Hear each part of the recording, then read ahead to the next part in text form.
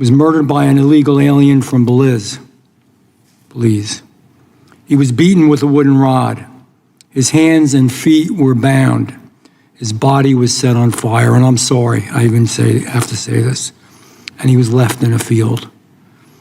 Joshua gave his killer a ride home from school that day. That was Joshua's crime. That's the kind of kid that he was. Tell it to Patricia Fox, whose daughter Carissa was riding on the back of a motorcycle with an illegal alien with no license and no insurance. So go ahead, tell them the sanctuary policies make communities safer. Look them in the eye and say that. Tell them that blindly letting in millions of unknown people into this country makes us safer. It doesn't. We know it. It doesn't. And I know all of you know it. Yet here we are. This is a direct, documented. The women sitting in front of us today, you shouldn't have to be here. You shouldn't have to have a hearing on this topic. And what you should have, and we can't do, is to have your children back. But the systems of governing across this country have failed you. So you're here, and damn it, we're going to listen to you. Folks have said on the other side sometimes a lot of things in defense of sanctuary city policies. And I say, tell that to Laura Wilkerson, whose 18-year-old son Joshua was murdered by an illegal alien from Belize. He was beaten with a wooden rod. His hands and feet were bound. His body was set on fire, and I'm sorry, I even have to say this, and he was left in a field. Joshua gave his killer a ride home from school that day. That was Joshua's crime. That's the kind of kid that he was. Tell it to Patricia Fox, whose daughter Carissa was riding on the back of a motorcycle with an illegal alien with no license and no insurance, cut across 3 lanes of traffic and hit her. And then he fled the scene and left her for dead. Tell that to Jen Heiling, whose son Brady, 19 years old, a football and track athlete who had turned down college scholarships just to stay close to his family and his girlfriend, was murdered, when a drunk illegal alien drove the wrong way on an interstate at a blood alcohol level just about 3 times the legal limit. So go ahead, tell them the sanctuary policies make communities safer. Look them in the eye and say that. Tell them that blindly letting in millions of unknown people into this country makes us safer. It doesn't. We know it. It doesn't. And I know all of you know it. Yet here we are. This is a direct, documented. What you're hearing right now is a deliberate shift from emotional storytelling to a claim of direct causation. The speaker isn't just describing tragedies anymore. He's drawing a straight line between policy decisions and specific deaths. That's a powerful rhetorical move because it raises the stakes instantly. But it also invites a serious question. Is that connection as clear-cut as it's being presented, or is it being simplified for impact? Notice how the argument stacks multiple cases together, building momentum, making it harder for the listener to separate individual circumstances from the broader policy claim. This is where the debate moves from grief into accountability, and that's exactly where the tension sharpens. Undeniable line between the policy choices that have directly led to the deaths of innocent Americans. In New York, failure to honor ICE detainers resulted in the release of 6,947 criminal illegal aliens, almost 7,000, with crimes ranging from 29 homicides, 2,500 assaults, 200 burglaries, 300 robberies, 400 dangerous drug offenses, 300 weapons offenses, and 200 sexual predatory offenses. In Illinois, they had the man who shot and killed Sheridan Gorman, an 18-year-old freshman, walk in a park with her friends in custody. But they let him go. And we know, because this committee obtained the Border Patrol documents when Jose Medina crossed into this country. He made no asylum claim, and agents determined he was unlikely to run away. And look what he did. And the Biden administration released him anyway into our communities, onto our streets, into the park where Sheridan Gorman was walking with her friends. These same sanctuary policies protected the man who killed Katie Abraham, an Ohio University student who was sitting at a car, stopped at a red light, when a drunk, illegal alien who had already been deported once before slammed into her at 78 miles an hour and left the scene. He was driving on a fake identity with fake documents under a fake name. He had gone to 3 different bars that night. Sanctuary policies protected the man who killed Richard Williams, his seniors too, an 83-year-old veteran, an Air Force veteran who was standing on a subway platform, not bothering anybody, who served his country. When Mr. Hernandez, a Honduran national who had been deported from this country 4 times with 15 prior criminal charges, 15, how many times does it take for us to learn? He came up behind him and he shoved him on the tracks. They call these policies sanctuary to make them sound nice. I want to let you know what I call it. I call it negligence. I call it a dereliction of our duty to protect the American people that we serve.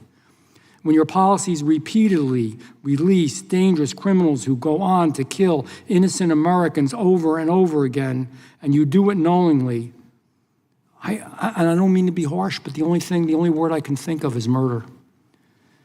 An ICE detainer doesn't ask for much. Hold a person who has committed a crime for 48 hours so federal agents can take them into custody. 2 days. That's all they asked.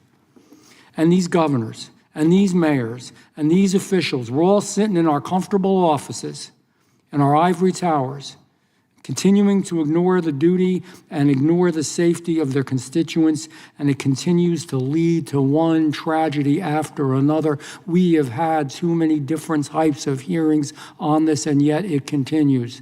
That's why I applaud all of you when we talked in the back, that you have the guts, that you have the strength, that you have the love in your heart for those that you lost, and the love in your heart to try to help other Americans, to try to change the system.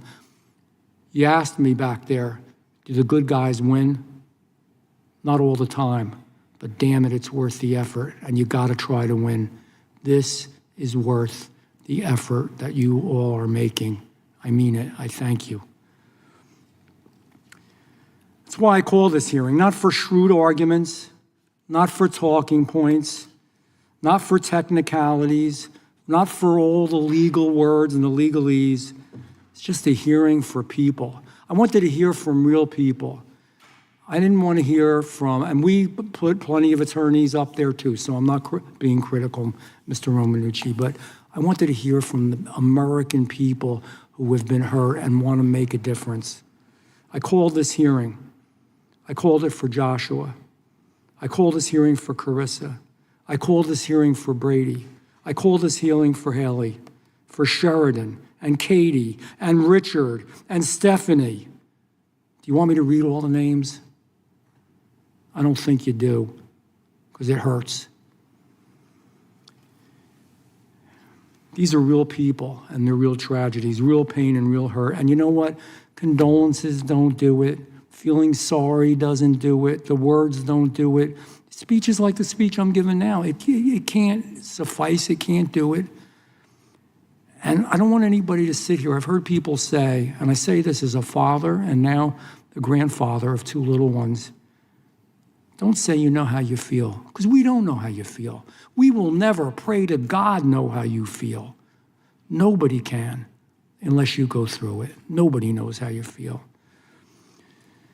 So I'm going to ask all of us today that sit up here on this dais, and more will be coming in, to look you all in the eyes and to look at you directly and to listen to you.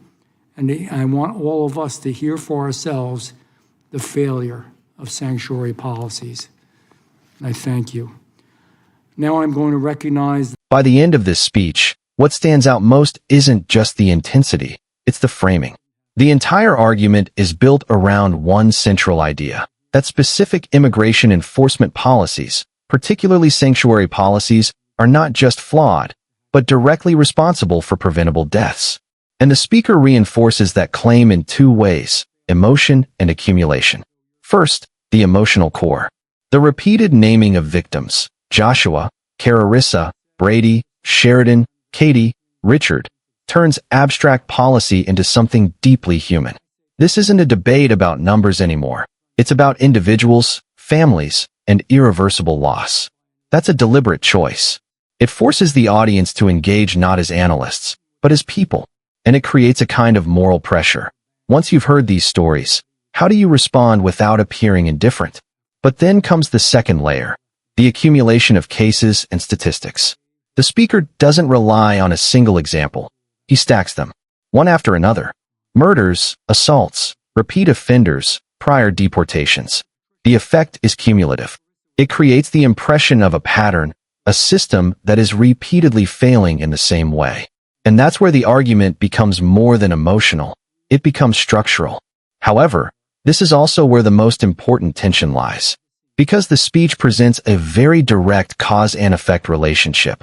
Policies lead to releases, releases lead to crimes, crimes lead to deaths. But in reality, policy outcomes are often more complex, involving multiple layers of decision-making, enforcement limitations, and legal constraints. The speech doesn't explore those complexities. It compresses them into a single line of responsibility. And that's not accidental. This is not a policy seminar. It's a political moment. The goal here isn't to weigh every variable. It's to define accountability in the clearest possible terms. That's why the language escalates toward the end, from failure to negligence to even murder. That progression is designed to reframe the debate from disagreement to moral urgency. At the same time, the speaker does something notable in the closing moments. He steps back from pure accusation and acknowledges something more human, the limits of words. Condolences don't do it. Speeches don't do it. That's a rare moment of restraint in an otherwise forceful argument. It recognizes that no policy discussion can fully address the depth of personal loss being described. So what are viewers left with? A powerful, emotionally charged case that demands accountability, but also raises important questions about how we assign that accountability. Is the connection between policy and outcome being fairly represented? Are these tragedies being used to illuminate a systemic issue or to simplify it? Those are the questions that matter, because they shape how this debate moves forward, not just politically, but publicly. If you found this breakdown helpful, drop your thoughts in the comments. Do you think the argument holds up under scrutiny? Like the video, share it with others who want a deeper understanding of these debates, and subscribe for more sharp, unfiltered political analysis.